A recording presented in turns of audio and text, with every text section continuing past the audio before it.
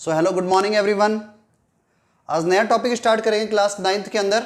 It is congruent triangle. ठीक है, सो आप राइट डाउन, हेडिंग डाल दो न्यू पेज के ऊपर, कॉन्ग्रुएंट ट्रायंगल्स।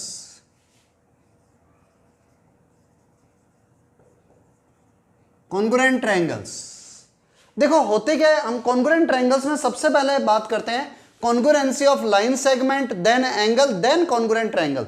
और उससे पहले हम बात करेंगे कॉन्ग्रुएंट फिगर्स की।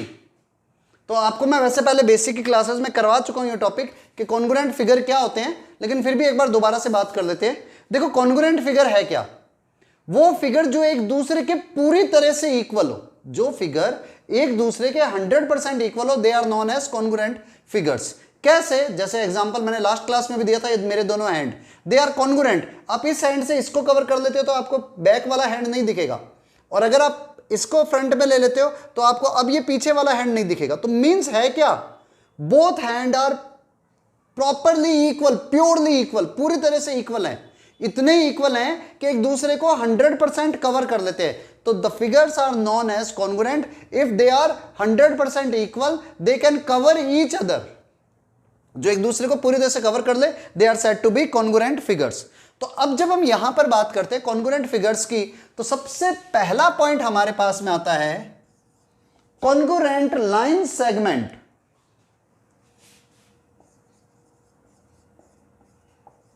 कॉन्ग्रुएंट लाइन सेगमेंट क्या है? कॉन्ग्रुएंट लाइन सेगमेंट, देखो line segment is a part of line, ये हम पहले कर चुके हैं। तो कॉन्ग्रुएंट लाइन सेगमेंट क्या होगी? आपके पास ए बी एक लाइन सेगमेंट है एंड सी डी कोई और लाइन सेगमेंट है। तो अगर ए बी और सी डी की लाइन सेगमेंट की लेंथ सेम हो देन दे आर कॉन्ग्रुएंट। क्योंकि अगर आप ए बी को सी डी के ऊपर रख दोगे तो ये सी डी को पूरी तरह से कवर कर लेगी, सी डी को ए बी के इक्वल रख दोगे तो ये ए बी को पूरी तरह से कवर कर लेगी। मींस लाइन सेगमेंट कॉन्ग्रुएंट कब होगी? अगर उनकी लेंथ इक्वल हो। तो टू और more line segment are said to be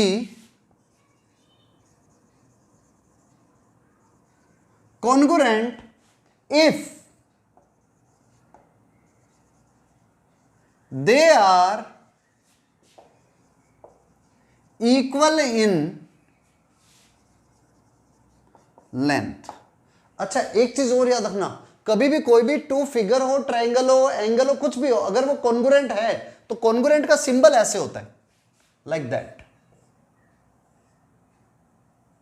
means आपके यहां से टू तो लाइन इक्वल का सिंबल रिप्रेजेंट करती है और थर्ड लाइन उसके ऊपर like that, it is symbol of congruent. Means अगर A B is congruent to C D, A B और सी डी कॉन्ग्रुएंट होंगे, कब होंगे?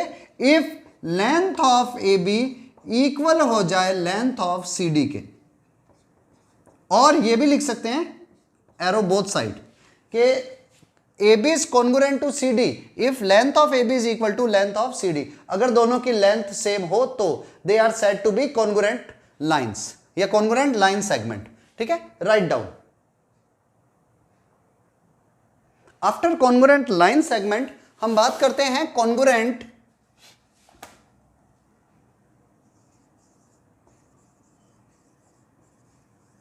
कॉन्ग्रुएंट एंगल्स की। कॉन्ग्रुएंट एंगल्स होते क्या है? कॉन्ग्रुएंट एंगल्स अगर आप इसको समझो, आपके पास में टू एंगल है, this one and this one. ये आर्म मैं इसकी छोटी कर देता हूं। ये वाला एंगल, इसका नेम हमने लिया है पी क्यू आर, और ये है ए बी सी। तो आपके पास में अगर एंगल पी क्यू आर का मेजरमेंट और एंगल ए बी सी का मेजरमेंट इक्वल है, देखो पेपर में लिखने का तरीका इंपॉर्टेंट है। दो एंगल के मेजरमेंट, तो एंगल जब आप लिखते हो तो हमेशा ये सिंबल लगाया करो, इसको इस तरह से, और यहां पर भी like that. Angle P Q are और एंगल एबीसी मेजरमेंट में इक्वल हो, भले इसकी लेंथ छोटी दी हुई है आर्म्स की, कोई फर्क नहीं पड़ता, ये एंगल इक्वल होने चाहिए, तो ये दोनों के दोनों एंगल कॉन्ग्रुएंट एंगल्स कहलाते हैं। देन ऐसे भी लिख सकते हो, then angle A B C is congruent to angle P Q R. आप जो ही नहीं, आप ये भी लिख सकते हैं angle P Q R is congruent to angle A B C, और इसको रिवर्स में भी लिख सकते हो लाइक दैट। अगर दोनों कॉन्ग्रुएंट है तो दोनों एंगल इक्वल होंगे, if both angles are equal then they are congruent. अब इसके डेफिनेशन की बात करें तो two angles are said to be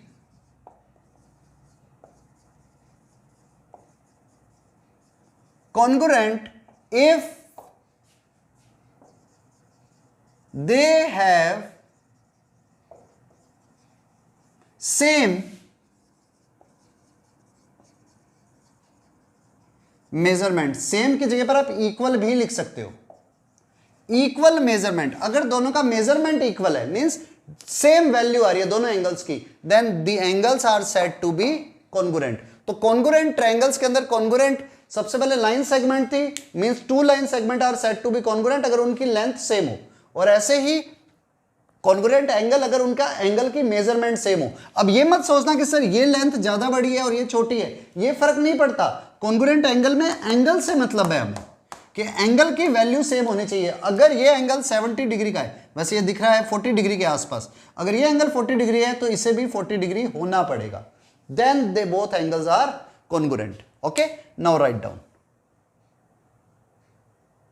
now अब आगे बढ़ते हैं, मेन टॉपिक अपना अब है जिसकी हम बात कर रहे हैं कॉन्ग्रुएंट ट्रायंगल्स की, पर उसके लिए कॉन्ग्रुएंट एंगल और कॉन्ग्रुएंट लाइन सेगमेंट पहले समझना जरूरी था।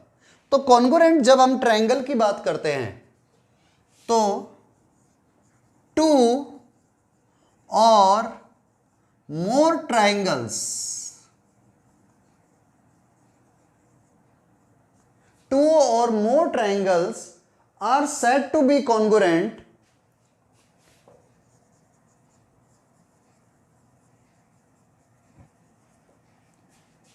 if and only if, IFF का मतलब if and only if, means if and only if one of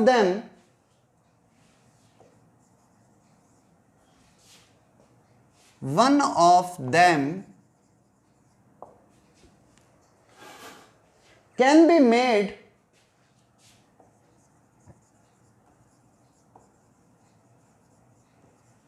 to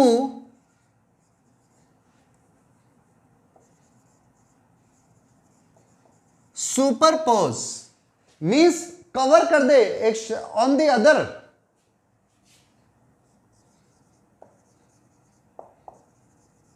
other, one of them can be made to superpose the other, means इसका मतलब क्या हुआ, in other word cover it exactly, so it can be say, so we can से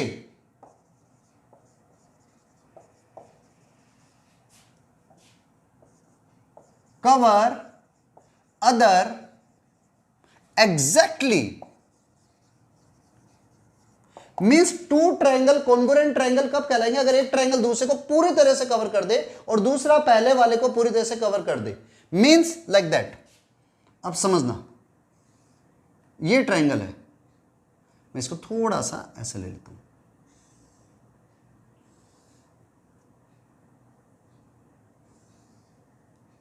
second triangle भी same,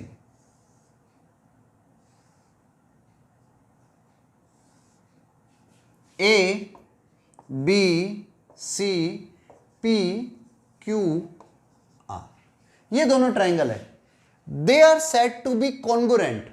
triangle A B C and P Q R congruent होंगे अगर triangle A B C is congruent to triangle P Q R. कब होंगे, अगर देखो पहले तो ए बी की वैल्यू पी क्यू के इक्वल होनी चाहिए, फिर बी सी की वैल्यू क्यू आर के इक्वल होनी चाहिए, फिर सी ए की वैल्यू आर पी के इक्वल होनी चाहिए,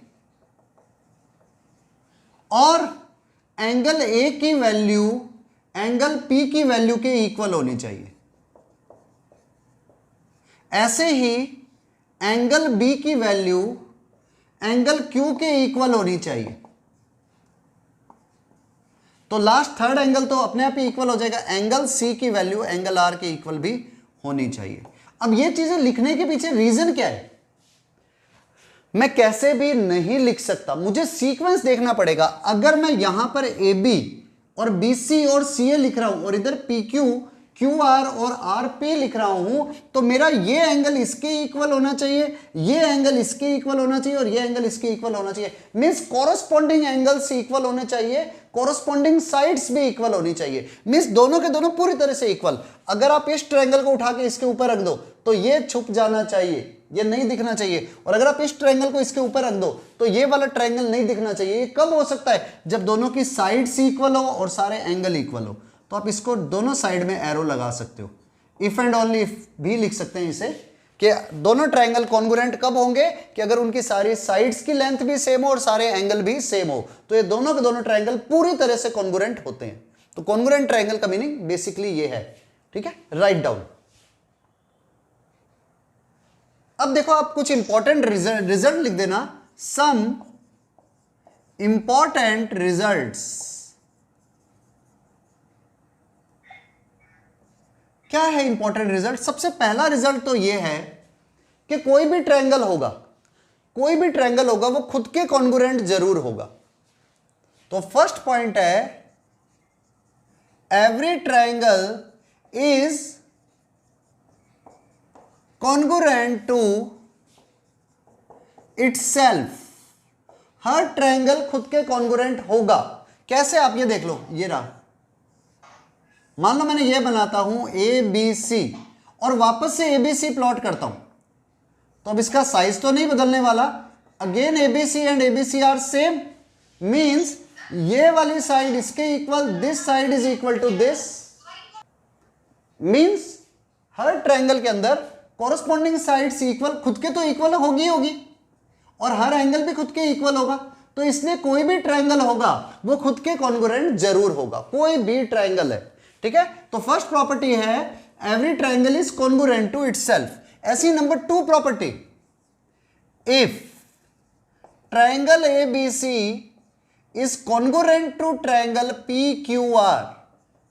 अगर एक ट्रायंगल दूसरे ट्रायंगल के कॉन्ग्रुएंट है, देन श्योर है triangle P Q R is also congruent to triangle A B C. अगर फर्स्ट ट्रायंगल दूसरे के कॉन्ग्रुएंट है तो सेकंड ट्रायंगल भी फर्स्ट के कॉन्ग्रुएंट जरूर होगा। यह है प्रॉपर्टी ऑफ कॉन्ग्रुएंस। मींस अगर एक ट्रायंगल दूसरे के कॉन्ग्रुएंट है तो दूसरा भी पहले के कॉन्ग्रुएंट जरूर होगा। ऐसे ही नंबर थ्री प्रॉपर्टी, अगर आपके पास में if triangle A B C is congruent to triangle P Q R and triangle P Q R is congruent to triangle P Q R S T U, कोई और नया ट्रायंगल ले लो। अगर first triangle दूसरे के कॉन्ग्रुएंट है और second triangle किसी थर्ड ट्रायंगल के कॉन्ग्रुएंट है, तो श्योर है फर्स्ट ट्रायंगल भी थर्ड ट्रायंगल के कॉन्ग्रुएंट जरूर होगा। जैसे एग्जांपल से समझो, या यू लिख दो, then triangle A B C is congruent to triangle S T U. कैसे? ये समझो, मैंने ये ट्रायंगल लिया ए बी सी, सेम ऐसे एक और ट्रायंगल पी क्यू आर, ये और ये एक दूसरे के कॉन्ग्रुएंट है। और नाउ थर्ड ट्रायंगल जो इसके कॉन्ग्रुएंट है एस टी यू, तो ये ट्रायंगल इसके कॉन्ग्रुएंट है और ये वाला ट्रायंगल इसके कॉन्ग्रुएंट है। तो फर्स्ट भी तो थर्ड के कॉन्ग्रुएंट होगा। तो कॉन्ग्रुएंसी के अंदर थ्री कंडीशंस आती है कि आपके पास फर्स्ट ट्रायंगल, अगर हर ट्रायंगल खुद के कॉन्ग्रुएंट है। सेकंड रूल, अगर एक ट्रायंगल दूसरे के कॉन्ग्रुएंट है तो सेकंड वाला भी फर्स्ट के कॉन्ग्रुएंट होगा। और थर्ड रूल, अगर फर्स्ट ट्राइंगल सेकंड के कॉन्ग्रुएंट है, सेकंड थर्ड के कॉन्ग्रुएंट है, तो फर्स्ट ट्राइंगल भी थर्ड के कॉन्ग्रुएंट जरूर होगा। Write down. अब हम थ्योरम्स की बात करते हैं कॉन्ग्रुएंट ट्राइंगल के लिए। ठीक है, तो इंपॉर्टेंट थ्योरम्स है, अगर आपको ये थ्योरम समझ में आ जाती है तो आप कॉन्ग्रुएंट ट्राइंगल इजीली कर पाओगे। जैसे फर्स्ट थ्योरम है हमारे पास में, थ्योरम, इसको हम कहते हैं SAS। SAS का मतलब होता है side angle side, side angle side theorem. आप इसे ये भी नाम देते हो साइड एंगल साइड क्राइटेरिया भी कहते हो, कॉन्ग्रुएंस क्राइटेरिया कहते हैं इसे, कई जगह पर साइड एंगल साइड थ्योरम कहते हैं। ठीक है, तो हमारे पास में SAS की बात करें, SAS है क्या, टू ट्रायंगल्स,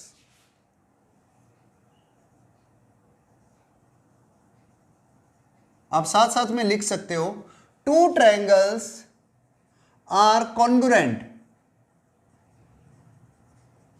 टू ट्रायंगल हमारे पास में कॉन्ग्रुएंट ट्रायंगल होंगे कब, if two sides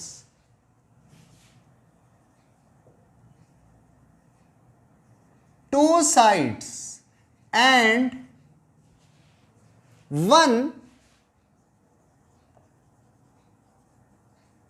included angle of them are equal in both triangles. Two triangles are said to be congruent. Two triangle congruent कहलाएंगे, कब कहलाएंगे, इफ टू साइड्स, अगर दोनों ट्रायंगल की टू साइड्स एंड उन दोनों के बीच में बनने वाला एंगल दोनों ट्रायंगल्स में इक्वल हो। मींस एक तो टू साइड्स इक्वल होनी चाहिए और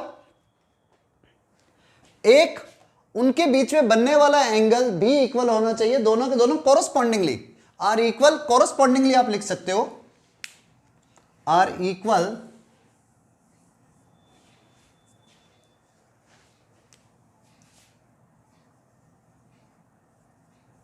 कोरस्पॉन्डिंग इन बोथ ट्रायंगल, दोनों ट्रायंगल में इक्वल होने जरूरी हैं।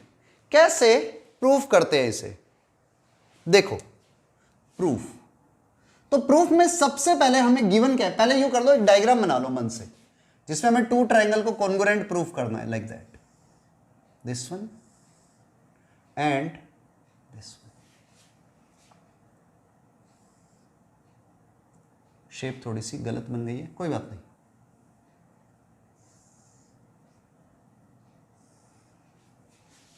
दिस वन नेम दे दिया A B C P Q R।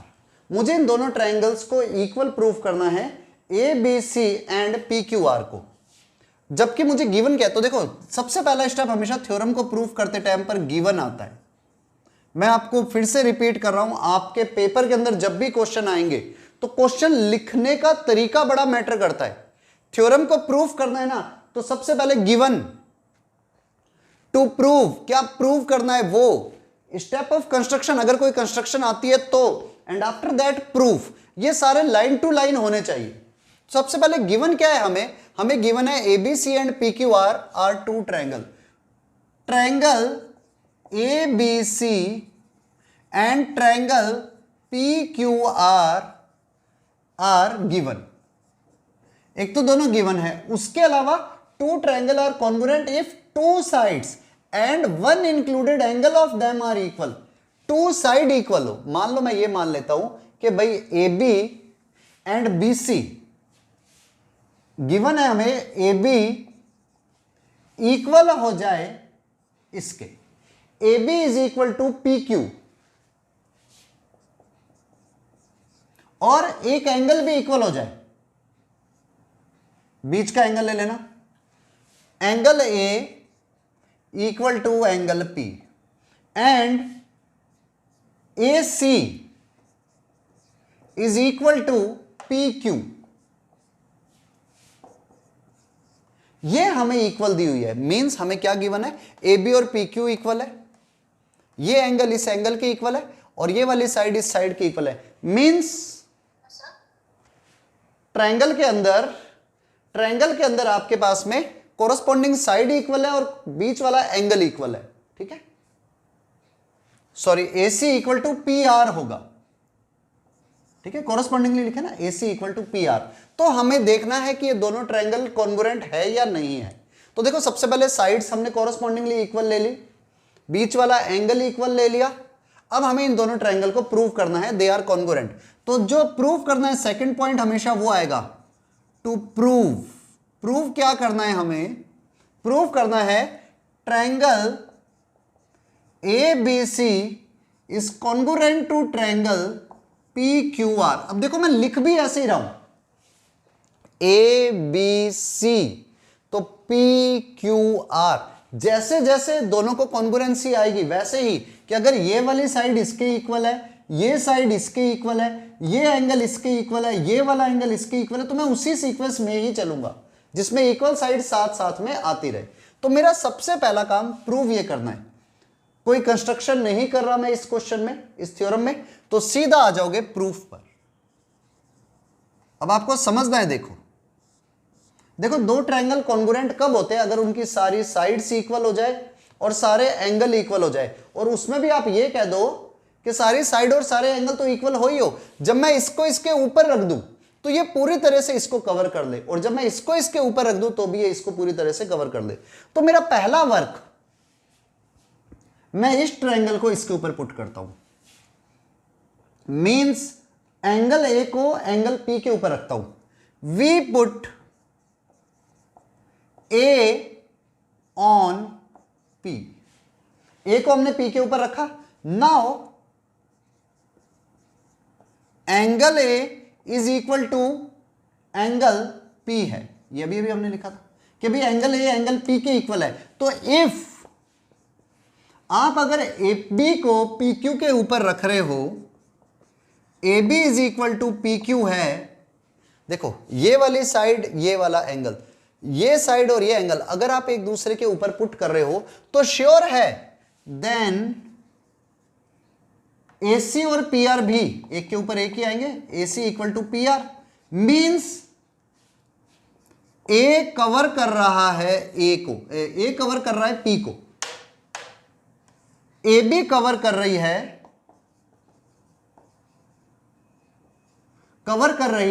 PQ को, एंड AC कवर कर रही है PR को। क्यों?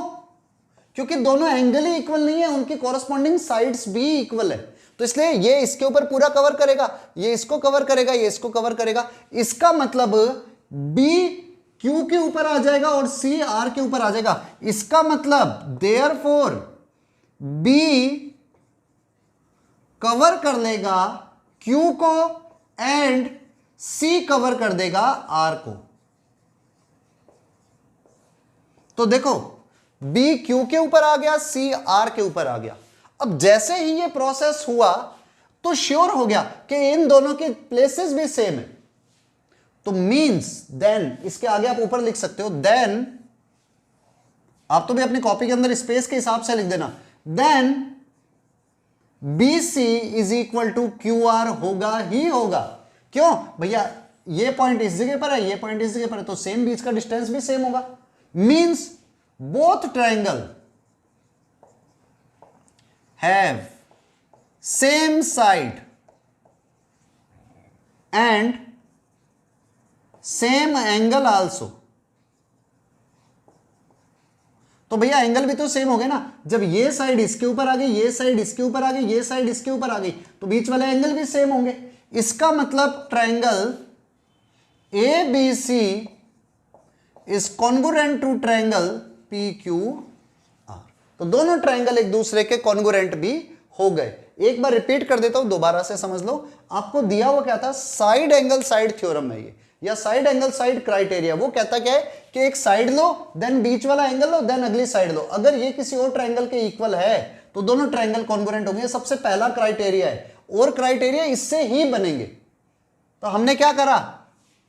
टू ट्रायंगल है जिसमें ये साइड इसके इक्वल, ये एंगल इसके इक्वल, ये इस साइड इसके इक्वल, और किया क्या, ए को इसके ऊपर पुट कर दिया, पी के ऊपर, इस साइड को इसके ऊपर रख दिया, ये साइड इसके ऊपर आ गई।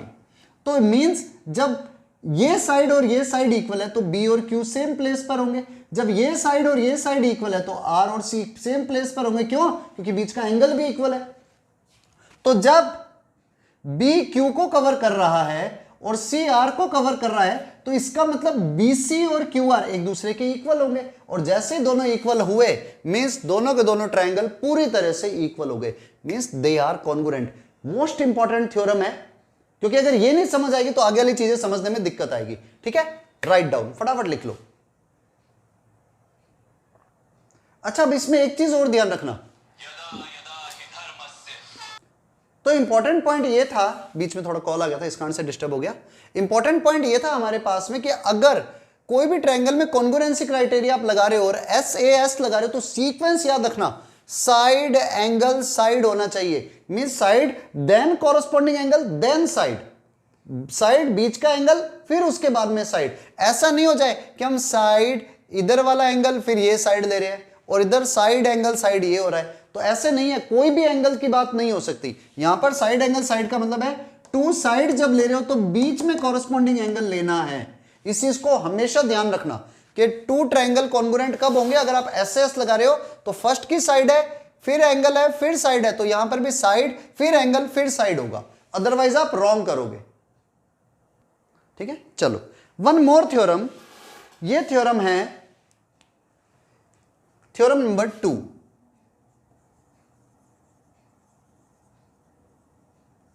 देखो हमने अभी तक पढ़ा हुआ है कि आइसोसेलेस ट्रायंगल में टू साइड्स इक्वल होती है तो बीच का कॉरस्पॉन्डिंग एंगल भी sorry two side opposite side जो इक्वल होते हैं उनके अपोजिट वाले एंगल भी इक्वल होते हैं। तो यहां पर हम इसी थ्योरम को अभी प्रूफ करते हैं, तो लिख लो आप angle opposite to angle opposite to two equal sides of a triangle equal sides of a triangle are equal. Angle opposite to two equal sides of a triangle are equal. अगर आपके पास में कोई भी आइसोसेलेस ट्रायंगल है, एक example से, example के इसका डायग्राम मैं पहले बनाता हूं। ये हमारे पास में ट्रायंगल है ए बी सी जिसमें ये साइड इसके इक्वल है, तो हमें प्रूव करना है कि ये एंगल भी इक्वल होंगे, मींस एंगल बी और एंगल सी भी इक्वल होंगे।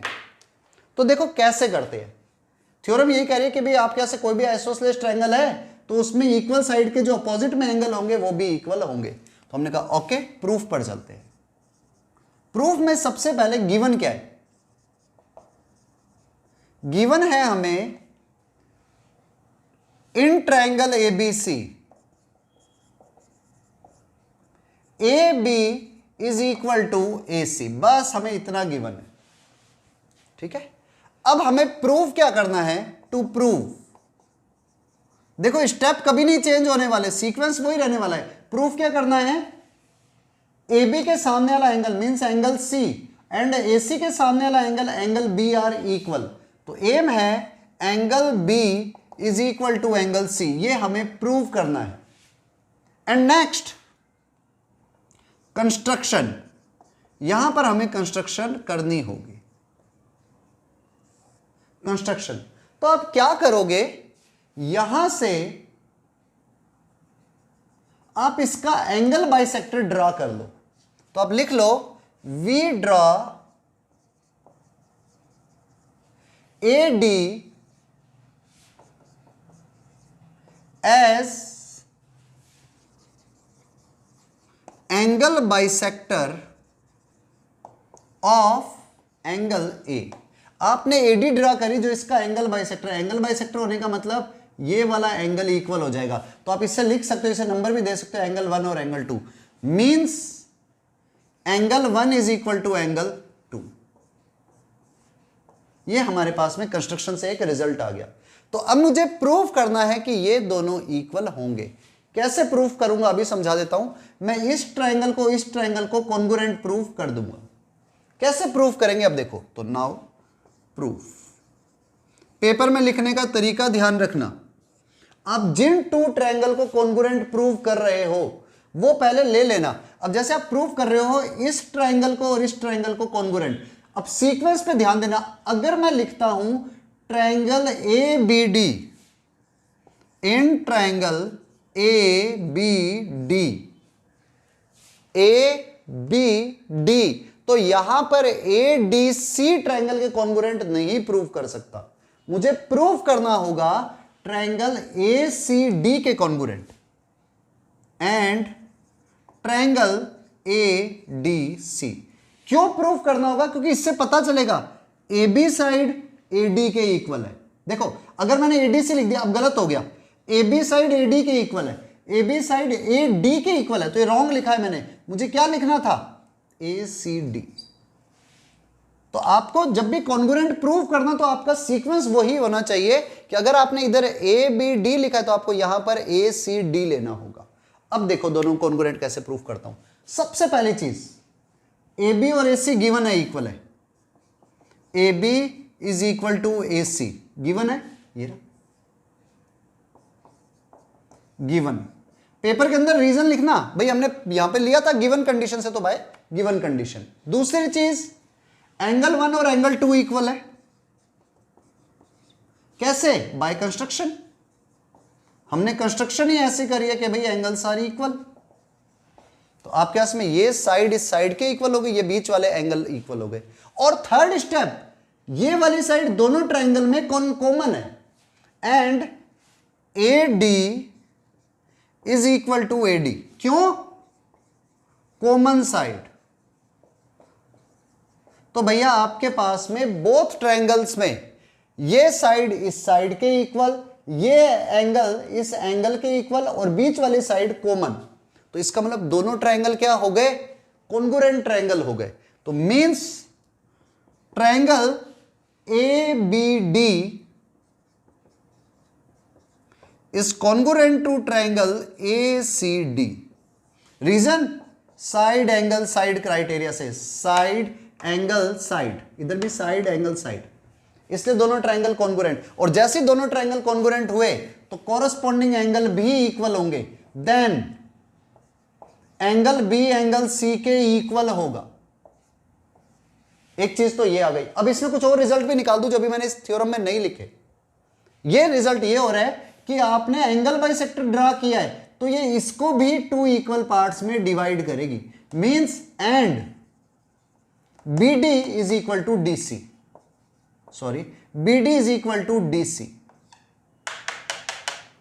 मींस अगर आपसे कोई कहे ना कि भाई ये दोनों भी इक्वल होंगे या नहीं होंगे, तो yes they are also equal, और ये वाला एंगल और ये एंगल भी इक्वल होंगे। और ये दोनों इक्वल होने का मतलब क्या हो गया? 90 डिग्री के होंगे, क्योंकि एक स्ट्रेट लाइन के ऊपर 2 इक्वल एंगल बन रहे हैं।